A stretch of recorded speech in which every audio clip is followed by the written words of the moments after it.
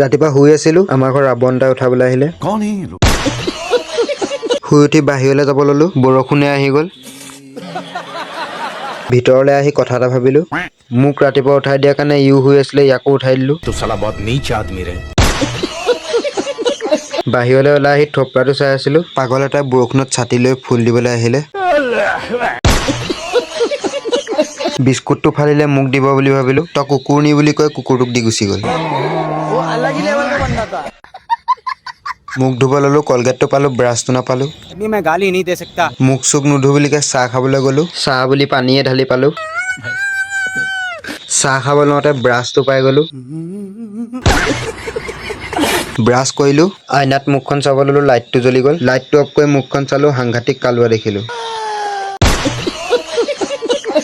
ভিডিঅ'টো চাই যদি ভাল লাগিলে লাইক এটা কৰি দিব নহ'লে কথা বেয়া হৈ যাব